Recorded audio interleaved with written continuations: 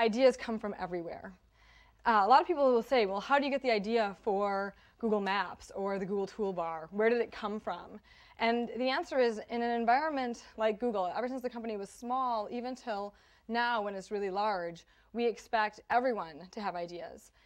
Our engineers come up with ideas, some things come top down, some ideas come from our users. And it's interesting because when you look at the myriad of different products Google's released, we actually have examples of almost all of the above.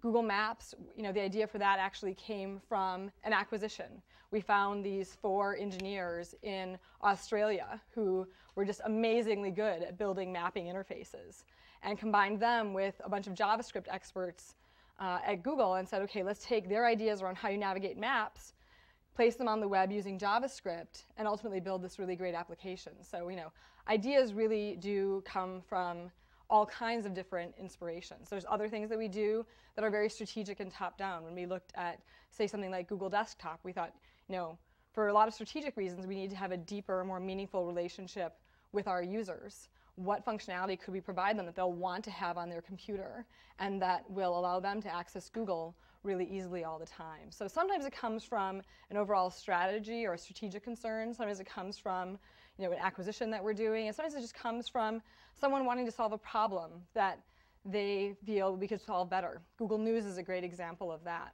There was an engineer named Krishna Bharat, and he was a news junkie. And after September 11th, he found himself really consumed with reading news. And he found he had the same pattern every day. He would go and visit his favorite 15 news sites, and he would try and find the same story about anthrax all throughout the different stories to get all the different perspectives and get the maximum amount of information.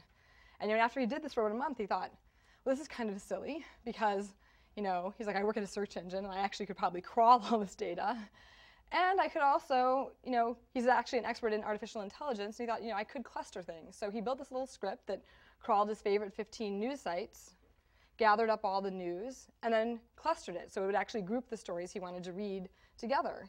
And he built this little tool for himself to read news more efficiently, used it for a while, thought it was pretty useful, mailed it out to the company and said, hey, I use this to read my news. Maybe some of you would find it useful. And a bunch of us saw that and said, this isn't just an internal tool to help Krishna read news better. This is something that could help a lot of people read news better, and we should take it up to the next level so it's not just a plain white page with lots of blue links, but actually looks more like a news experience and make it available to our users. So there's a myriad of different places that ideas come from, and what you really want to do is set up a system where people can feel like they can contribute to those ideas, and that the best ideas rise to the top in sort of a Darwinistic way, by proof of concept, a powerful prototype, by demonstrating that it's going to fill a really important user need, so on and so forth.